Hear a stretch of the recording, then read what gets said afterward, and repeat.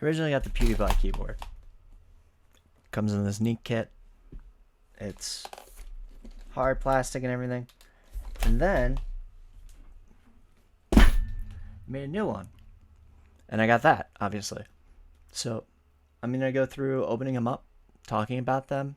And then there's a sound test after this. And I'll post longer versions of the sound test for both as well. So let's see what you get when you got these two boards and some of the differences between the two. Feel free to comment and ask any questions you want. So this is the original kit for the PewDiePie keyboard. It comes in a hard plastic case. It used to have this little badge that fell off. It was like bronze or goldish kind of looking. It was just glued on. It was never on right, and it just fell off. And also, my case got beat up a little bit from moving. So, the original PewDiePie keyboard has this hard aluminum back. It has some heft to it. Feels like it has a premium feeling to it. The downsides are the switches. For those of you who don't know, switches are the mechanism that triggers your typing. These things, they're not hot swappable, so you're limited to either cherry red or cherry brown switches, I believe. And you can see the boards are RGB later in the video with the sound test stuff. And they come with this mouse. I'm not a huge fan of the mouse. Like, I don't use it. I've never used it. If you're a young person or like somebody who's kind of just needs a new gaming setup and you're thinking of this keyboard mouse, sure, but personally I prefer other computer mice over this one. And that's the original kit. Snap that joint shut. Now, tambourine. It has the same latches. The difference is that like these latches look like they're coming off already. I don't know if you can see that in the camera. Also, these aren't like cymbals or whatever, like a real tambourine. And one of mine got pushed in during shipping. I probably can get needle nose pliers and like pull it out, but I'm not gonna. At least not now. Open this up. And inside is like this nice velvet. Mine got a little bit of an indentation from, oops, there we go, from shipping.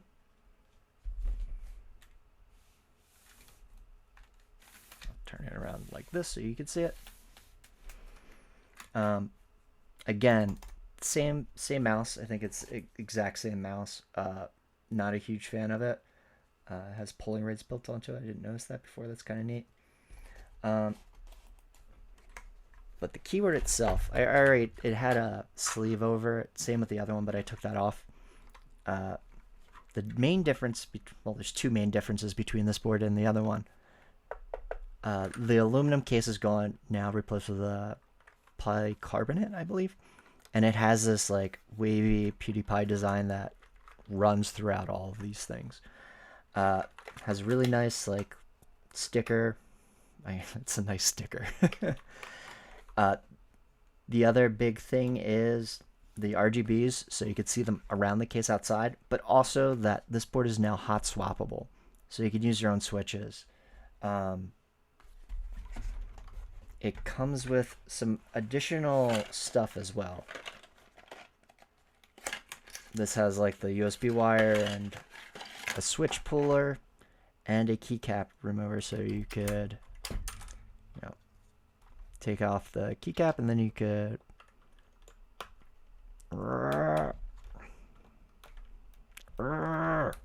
trying to pop out the switch. Oh man, it's in there.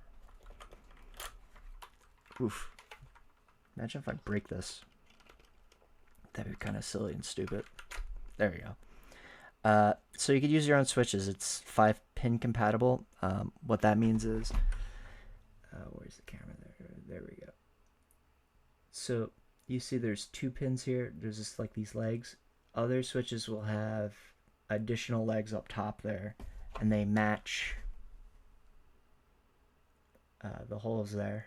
So the ones with the metal thing are like what the legs of the switch go into, and then Those other holes are for the stem legs as like a extra stable kind of thing. So it's good that it supports both. Put my keycap back on. This also comes with a pretty nice screwdriver in all fairness. Like usually they're trash stuff, but this is actually good. And this is to take apart the keyboard, I guess, so that you could modify the stabilizers because they sound pretty bad. They sound bad on both boards. You can get a full sound test later. But essentially, you know, it's not the best sounding thing. Let me actually put this near the mic so you could hear, like, here's the space bar. And for comparison, like, here is a space bar that is, this is the drop alt board, high profile board, and I modified my stabilizer, so.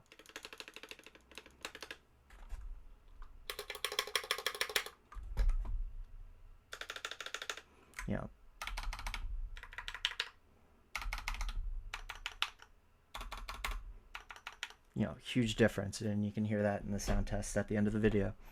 One of the nice additions to this board is the artisan keycap it comes with, which is let's see, it's a Brofist. That I guess you could replace that keycap with, which I will, so you can see the RGB.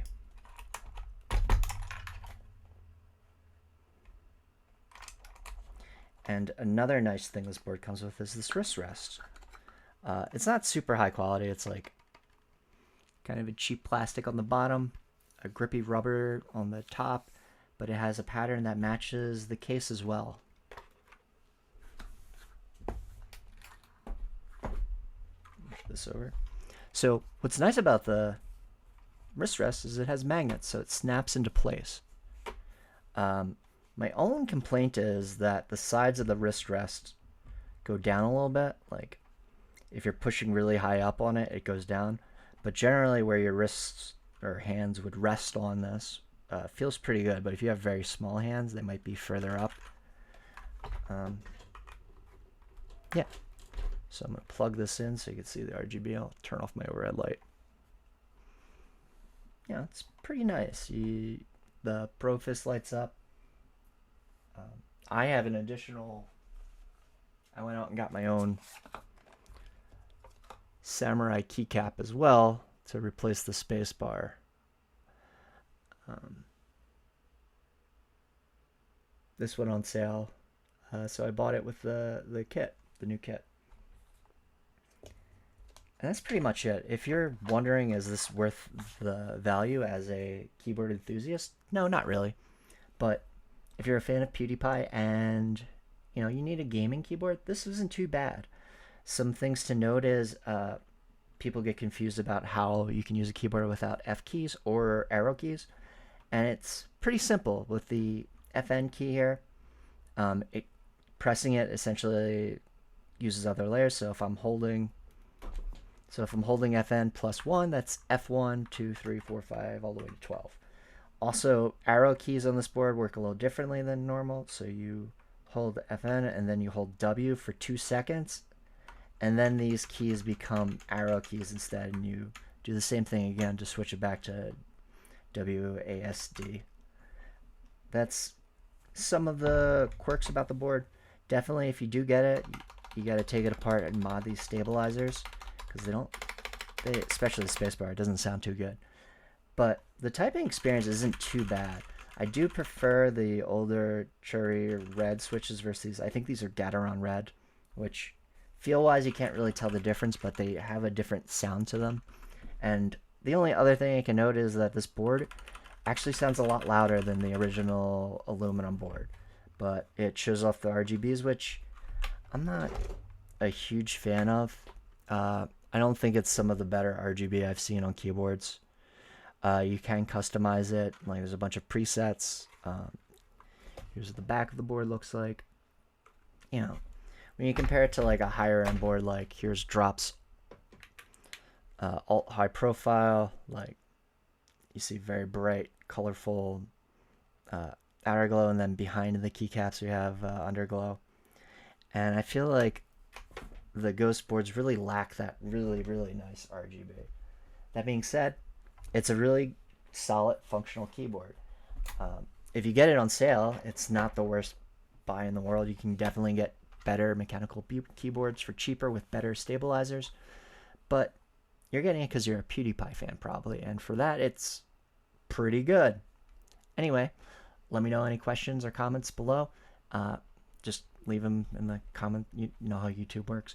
Other than that, stay for the sound test comparatives, and I will post a long version of the sound tests as well. All right, thank you. Bye.